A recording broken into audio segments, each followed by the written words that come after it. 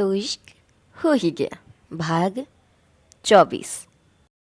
दुबी जी मेरी बात मानो, ऐसे भाग जाने से कुछ नहीं होगा।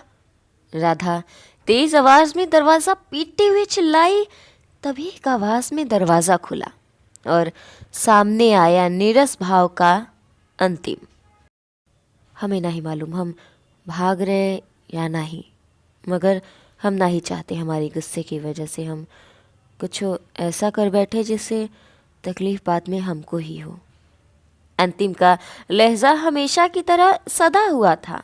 देखकर कोई कह नहीं सकता था कि अभी कुछ देर पहले वो कितने गुस्से में था।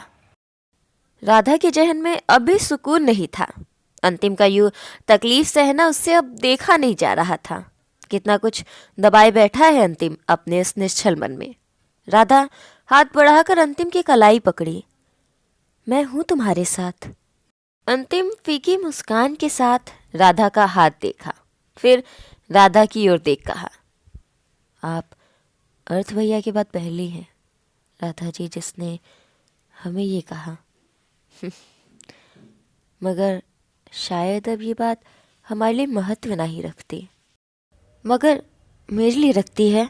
राधा कुछ कदम आगे बढ़ी, मगर राधा की ओर अपना कदम बढ़ाने की बजाय वो अपना हाथ पीछे खींचकर मुड़ गया। राधा मायूस हुई। आज फिर अंतिम सबसे अपना हाथ पीछे कर लिया, मगर तभी उसे आभास हुआ अंतिम के कदम रुके। राधा एक आह भरी निगाह अंतिम पर डाली जब अंतिम उसकी ओर मुड़ा। एक सवाल पूछ ले राधा जी। हाँ पूछो ना। राधा जल्दी से कमरे में दाखिल हुई। आपको कभी ऐसा लगा है कि मतलब हमारी शादी के बाद हम या हमारी नीयत में खोट है, या साफ साफ कहे तो हम आपके करीब आने की कोशिश करेंगे, आपको ये लगा? अंतिम का ये सवाल सुनते ही राधा जड़ित हो गई। उसी वक्त आसमान में अजीब सी हलचल हुई। उजियारे दिन को और अंधकार में डुबोने को सियाह काले बादल हर ओर ताक लगाए आ गए। टकटकी लगाए गंगा मैया की लहरें भी उन्हें निहार रही थीं। उफान पर आने को आतुर वो बहने लगी विश्वनाथ की ओर। एक तेज बिजली की कड़कड़ाहट हुई और अंतिम बिना किसी भाव के बोल उठा, बताइए राधा जी। वो न मतलब राधा बोलने की कोशिश कर रही थी, मगर क्या जवाब देती? नहीं।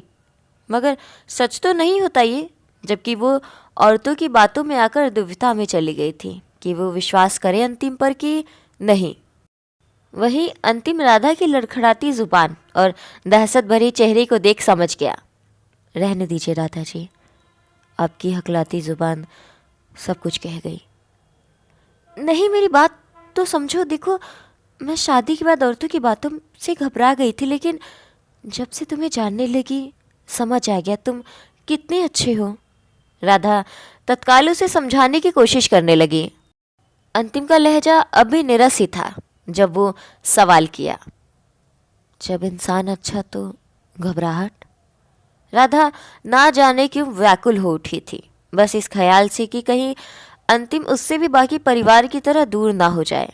उसे समझ नहीं आ रहा था वो क्यों इतना परेशान हो रही थी, मगर इतनी जल्दी वो अंतिम को उदास नहीं होने देना चाहती थी। उसने पुनः प्रयास किया, तो मुझे समझने की कोशिश करो। इसे पूरी दुनिया नहीं समझे वो आपको क्या समझेगा। रहने दीजिए राधा जी, आपकी शादी भी आपकी मर्जी से नहीं हुई थी, और हम कौन सा आपके पहचानने वाले या सगे हैं कि आपको हम पर भरोसा होता। घबराहट तो लाजमी है ना राधा जी। टेबल पर एक कागज़ रखते हुए, खाने के बाद जब आप खाली होंगी तो इस कागज़ को भर दीजिएगा।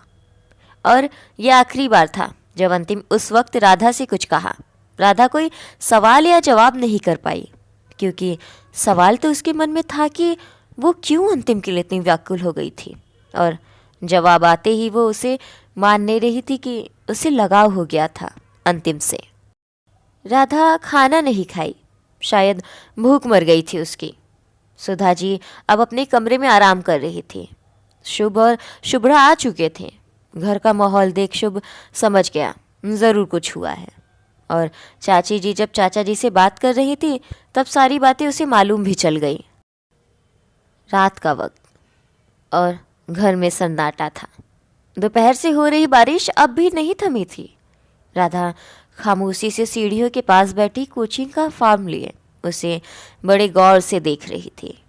कैसे अंतिम उसकी हर बात बिन कहे समझ जाता है, कितना सुलझा हुआ है। और वहीं राधा एक जवाब उसे ठीक से नहीं दे पाई, अपनी ज़िंदगी में उलझी हुई। कहाँ वो चली थी अंतिम का हर दर्द सुलझाने और कहाँ वो खुद उलझ गई। आज सुधा जी जहाँ चाची जी के पास बैठी हुई थी, वहीं अपने कमरे में हमेशा की तरह अकेले राम नरेश जी अपनी लकड़ी की कुर्सी पर बैठे कागज़ देख रहे थे। शायद कोई लेटर था किसी बच्चे की लिखावट में। राम नरेश जी की आंखें नम सी हो गई थी उस चिट्ठी को देख, क्योंकि उस पे नाम लिखा था अंतिम। ना जाने कब से उस चिट्ठी को देखते देखते वो उन पुराने ख्यालों में खो गए जिसे अपने जहन की संदूकों में कहीं गुमा दिया था उन्होंने। पापा ये देखो, छोटा सा मगर ज़्यादा नहीं एक बच्चा राम नरेश जी के सामने आया। उम्र रही होगी उसकी 14 बरस की, हाथों में एक मेडल लिए मुस्कुरा रहा था छोटा सा अर्थ। सुधा जी तो फूले ना समा रही थी, वहीं उसके पीछे 13 बरस का पुष्कर भी था, मगर राम नरेश जी की निगाहें तो उसे खोज रही थी जिसे देखे बिना वो रह नहीं सकते थे। अंतिम। तभी एक तेज चिल्लाने की आवाज़ आई, राम नरेश बाहर निकलो। उस आवाज़ को सुन जैसे ही राम नरेश जी बाहर आए, सामने अंतिम को पाया और साथ ही कुछ और लोग जो वहीं कहीं रहने वाले थे।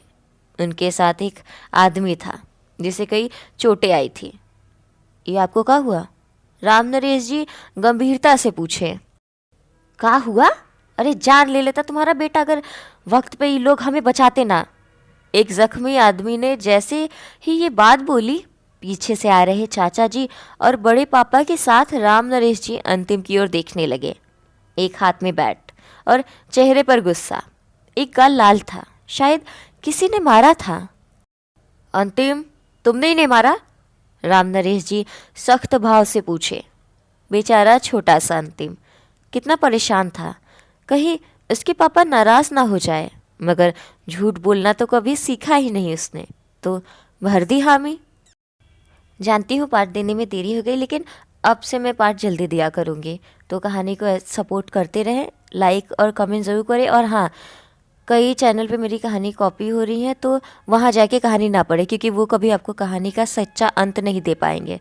क्योंकि इस कहानी की ओरिजिनल राइटर मैं हूँ, यानी कि प्रज्ञा मिश्रा श्रेया, और इसका अंत भी सिर्फ मैं ही जानती हूँ। तो कहानी का अंत जानना है तो मेरे साथ बने रहें और किसी और की कहानी ना पढ़ें जो मेरी चुराई हुई है।